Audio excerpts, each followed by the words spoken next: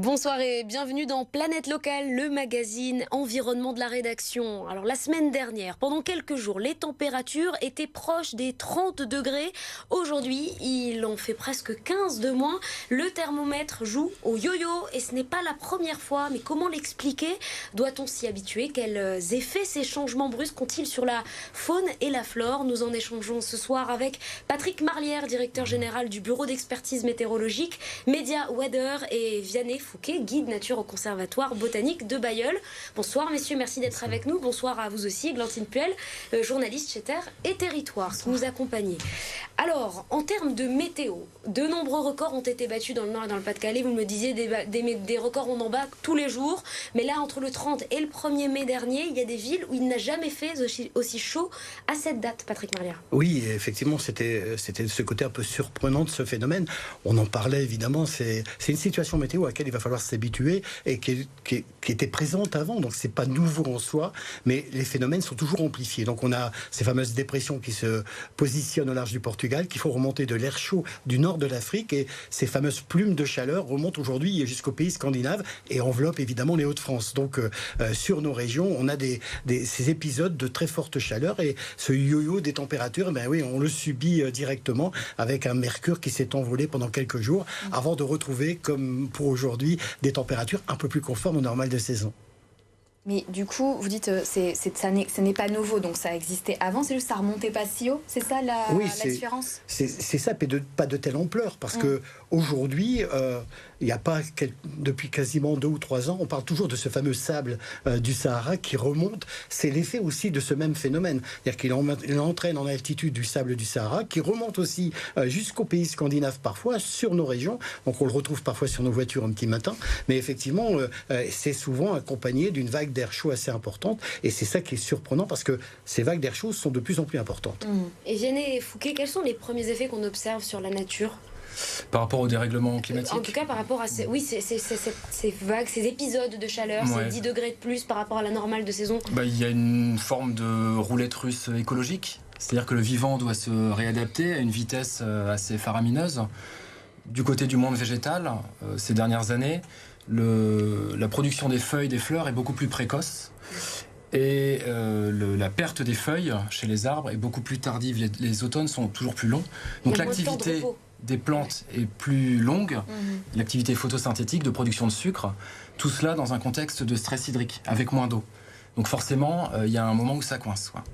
Et ça coince, ça veut dire que on peut s'y adapter ou pas? Par exemple, à Terre et Territoire, on le voit souvent, il y a des cultures qui arrivent aujourd'hui qu'on ne pouvait pas faire avant. Donc c'est une forme d'adaptation ou de résignation, on peut voir ça d'une autre manière. Mais là, par exemple, je pense au milieu naturel qu'on explore depuis plusieurs mois. Comment ils s'y adaptent, eux? Parce qu'ils n'ont pas, du coup, l'humain qui peut adapter cette chose-là. Oui, alors la nature va se réadapter, c'est sûr. Du côté des arbres, il y a plusieurs stratégies qui sont mises en place pour répondre à ce stress hydrique, à ce manque d'eau.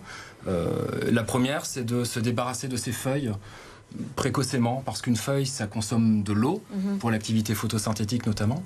Mais il y a des arbres qui essaient de pousser un petit peu de jouer le jeu jusqu'au bout. Ils vont pomper de l'eau tant qu'ils peuvent, jusqu'à ce qu'il n'y en ait plus. Et parfois, dans cette colonne d'eau qui vient du sol, il y a une bulle d'air qui va s'insinuer et qui va rompre la tension, la montée de sève brute. C'est le phénomène d'embolie. Voilà, d'embolie gazeuse. C'est le même principe que pour l'embolie pulmonaire. Et donc l'embolie gazeuse, elle se traduit par la mort de l'arbre, enfin la mort des feuilles en direct, qui reste en place sur l'arbre. L'arbre n'a pas le temps de se séparer de ses feuilles. C'est comme si on débranchait l'ordinateur directement en retirant la prise de courant sans passer par le protocole de mise en veille. Donc ça, c'est assez violent pour le coup. Patrick Marlière, vous disiez que ces phénomènes, ces épisodes vont être de plus en plus fréquents. On l'a déjà observé sur les dernières années. Là encore, les prévisions de la fin de la semaine nous montrent que les températures vont repartir à la hausse. Il faut s'attendre à ce que ça, quand vous dites plus fréquent, comment on peut quantifier ces fréquences-là? Alors déjà, comme ça vient d'être évoqué, on a du mal à s'y retrouver dans les saisons, même les météorologues. Dire qu'on a des périodes hivernales qui sont de plus en plus courtes, avec des phénomènes hivernaux. Pour autant, on voit un peu de neige, mais ça dure pas longtemps. Et puis ensuite, effectivement, on a ces déficits pluviométriques qui sont assez inquiétants. On a eu un mois de janvier très pluvieux, largement au-dessus des normales de saison. Et puis, depuis février, mars, avril, on est en déficit, vous le notiez, et c'est vraiment inquiétant. Alors, quelle fréquence ce dérèglement et l'impact sur notre nature et même sur nous-mêmes, c'est à s'attendre dans les mois, dans les années à venir, à des phénomènes d'ampleur encore plus importants.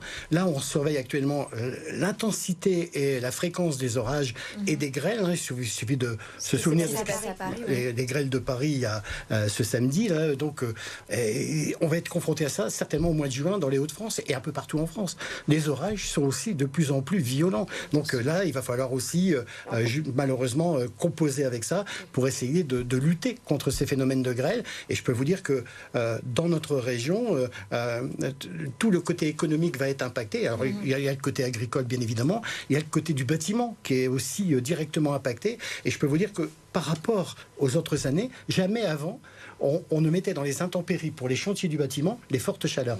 Aujourd'hui, ça apparaît pour justifier des retards de chantier. Surtout dans les Hauts-de-France. Dans les Hauts-de-France, avant, c'était quelque chose qu'on n'abordait pas, et là maintenant, c'est de plus en plus fréquent. Donc votre travail, il a beaucoup changé. Enfin, j'imagine que pour s'adapter, en fait, vous le dites, vous avez du mal à vous y retrouver. Comment on fait pour s'adapter? On parle de la nature qui s'adapte, mais vous aussi, en tant que météorologue, vous devez vous adapter. Les modèles, comment on fait? Est-ce qu'on change pas aussi les normales? Parce que vous parlez de normales de saison. Est-ce que ce référentiel est pas peut-être un peu désuet? Mais non, il est changé tous les 10 ans. Une normale en météo, c'est sur 30 ans. Et ensuite, tous les 10 ans, on intègre les 10 dernières années pour voir l'impact. Et là, on peut le voir. Hein, à chaque fois qu'on change des normales de saison, à chaque fois, ça augmente. Hein, donc, ça, c'est ce côté-là qui est vraiment inquiétant. Et oui, comment s'adapter? C'est vrai qu'aujourd'hui, les modèles météo sont de plus en plus précis à court terme, même s'il y a eu un impact du Covid sur les modèles météo. Là, ça s'est terminé. Mais pour autant, effectivement, il y a un vrai changement de l'interprétation des modèles météo. Et à chaque fois, les modèles météo en eux-mêmes, et c'est ça qui est peut-être pour les météorologues un peu inquiétant, c'est que ça sous-estime les événements. C'est-à-dire que jamais, dans les modèles météo, on avait estimé que, par exemple, les pluies qui ont provoqué à Valence les inondations meurtrières, 200 morts, il est tombé 800 litres, l'équivalent d'un an de pluie à Paris en 36 heures. Et donc, les dernières inondations en Italie, les chutes de neige, 1,50 m de chutes de neige en mars sur les Alpes qui remontaient d'Italie. Ça, les modèles n'avaient pas pu l'anticiper. Si ils anticipent le phénomène, on voit que ça va se passer, mais c'est les quantités. C'est-à-dire que dans tous les phénomènes qui se passent en France, les épisodes méditerranéens, les épisodes cévenols, on annonçait de très fortes pluies, des pluies très importantes, mais pas celles qui ont été aussi importantes que celles qui ont été relevées.